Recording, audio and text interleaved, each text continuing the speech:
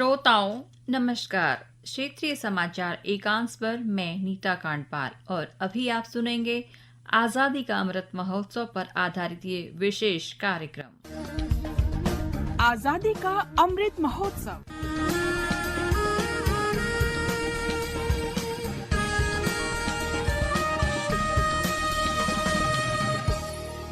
आजादी का सफर आकाशवाणी समाचार के साथ एक राष्ट्र का उदय। भारत का गौरवशाली स्वतंत्रता संग्राम आधुनिक विश्व में घटित महानतम संघर्षों में से एक है। आकाशवाणी समाचार प्रत्येक दिन इस स्वतंत्रता आंदोलन की एक झलक आप तक पहुंचा रहा है। 19 अप्रैल 1910 को ब्रिटिश शासन ने नासिक के मजिस्ट्रेट आर्थर जैक्सन की हत्या के आरोप में अनंत कान्हेरे, कृष्णाजीराव कर्वे और विनायक देशपांडे को फांसी दे दी। स्वातंत्र्यात जगण्याचा माझा अधिकार माझ्यापासून कोणीही हिरावून घेऊ शकत नाही आणि वेळप्रसंगी तो प्राप्त करण्यासाठी मी प्राणांची बाजीही लावली। गुरुला गुरुदक्षिणा द्यायची वेळ आल्यानंतर असे घाबरून मागे हटणार? तुझ्या सहकार्यांना जाऊन सांग कि हा अनंत लक्ष्मण कान्हेरे जैक्सन वध करण्यास तैयार है। मैजिस्ट्रेट आर्थर जैक्सन अभिनव भारत सोसाइटी की राष्ट्रवादी गतिविधियों से अवगत थे। जैक्सन ने स्वतंत्रता सेनानी बाबा राव सावरकर को गिरफ्तार किया और उन पर अभियोग चलाया था। अनंत कान्हेरे, कृष्णाजी कर्वे और विनायक देशपांडे ने इसका बदला लिया।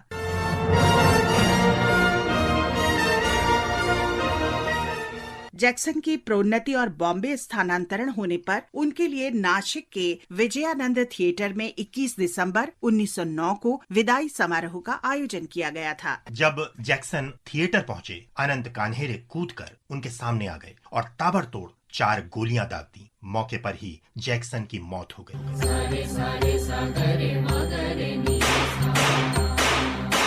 अनंत को पकड़ लिया गया और बॉम्बे अदालत में उन पर मुकदमा चलाया गया। अनंत के साथ कृष्णाजी कर्वे और विनायक देशपांडे पर भी अभियोग लगाया गया और 19 अप्रैल 1910 को तीनों को फांसी दे दी गई। जेल अधिकारियों ने उनके पार्थिव शरीर जला दिए और अस्थियां तक घर वालों को सौंपने के बदले ठाणे के निकट समुद्र में फेंक दी। इन महान शहीदों कृष्णाजी कर्वे, अनंत कान्हेरे और विनायक देशपांडे को हमारा नमन।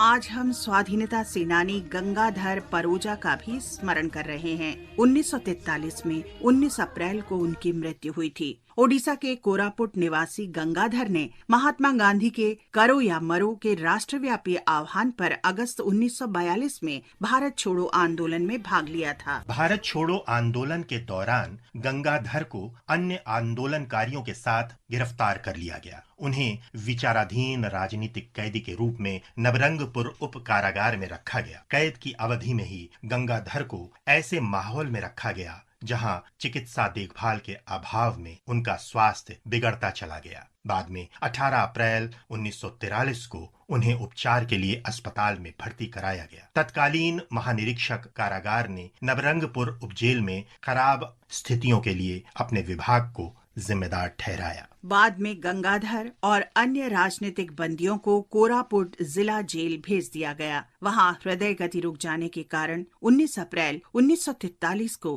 गंगाधर परोजा का निधन हो गया। स्वदेश की माटी के इस सपूत गंगाधर परोजा को हमारी भावभीनी श्रद्धांजलि।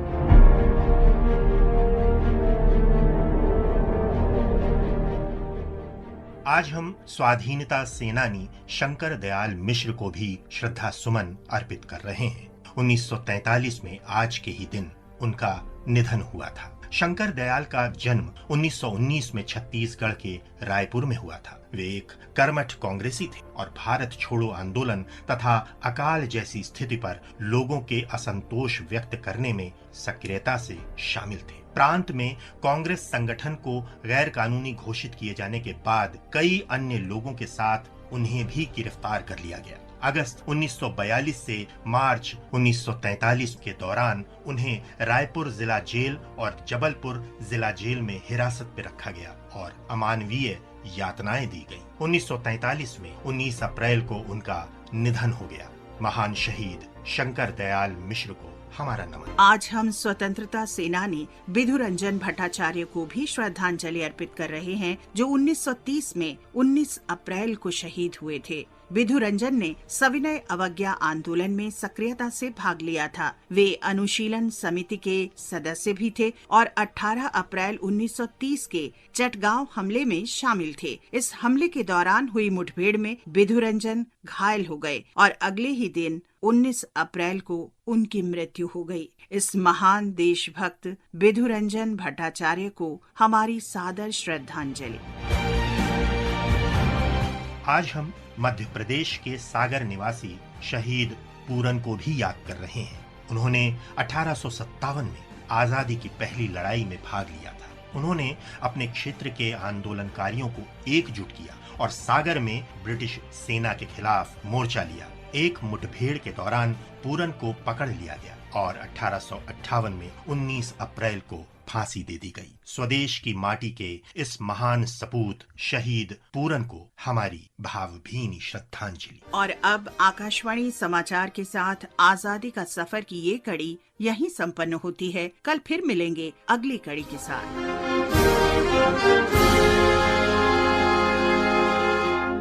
श्रोताओं, अभी आप सुनेंगे आकाशवाणी देहरादून के समाचार प्रमुख डॉक्टर राघवेश पांडे की विशेष वार्ता। भारतीय पुरातत्व सर्वेक्षण विभाग के अधिकारी मनोज कुमार सक्सेना के साथ। सक्सेना साहब, भारतीय पुरातत्व सर्वेक्षण अमृत महोत्सव में कई सारे कार्यक्रम आयोजित कर रहा है। क्या क्या कार्यक्रम हो रहे हैं? आज विश्व विरासत दिवस है और विश्व विरासत दिवस में के साथ साथ हमारा स्वच्छता अभियान भी चल रहा है, जो स्वच्छता पखवाड़ा।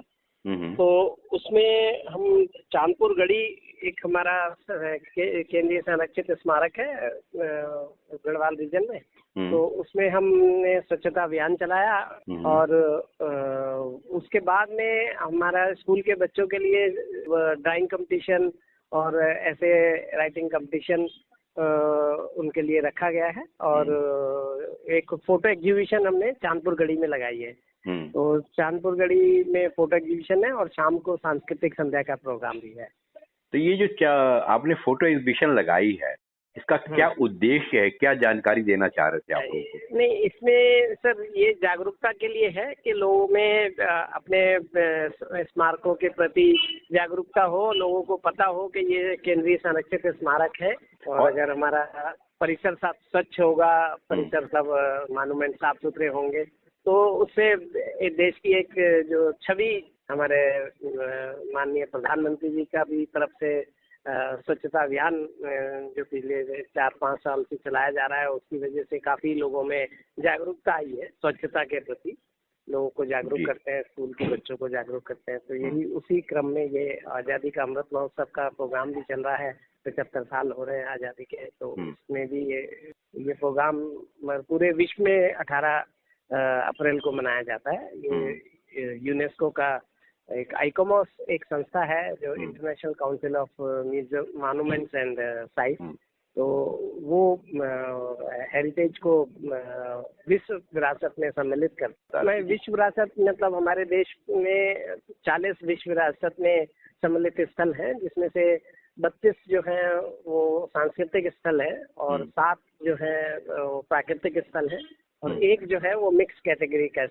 उत्तराखंड में कितने ऐसे स्मारक होंगे विश्व विरासत के अंदर? सर, विश्व विरासत में उत्तराखंड में एक प्राकृतिक उसमें है नंदा देवी बायोस्फीयर एंड फूलों की घाटी विश्व विरासत की, जो 40 विश्व विरासत भारत में है, उसमें से एक है। और स्मारकों की बात की जाए तो उत्तराखंड में कितने ऐसे स्मारक होंगे जिनको आपने संरक्षित कर रखा है, लोग वहाँ देखने जाते हैं? हाँ, उत्तराखंड में भारतीय पुरातत्व सर्वेक्षण के 43 टोटल स्मारक हैं जिनको हमने संरक्षित कर रखा है, जिसमें कालसी का शिलालेख है, लाखा मंडल का हमारा शिव टेम्पल है, इसके अलावा खलंगा स्मारक है जो देहरादून सिटी में ही है, शहजादा रोड पे, और उसके बाद आदि बद्री है, चांदपुर गढ़ी है, फिर गोपेश्वर में गोपीनाथ का मंदिर है, रघुनाथ गोपीनाथ मंदिर जो, और बद्रीनाथ जाने के टाइम में रास्ते में पांडुकेश्वर भी है।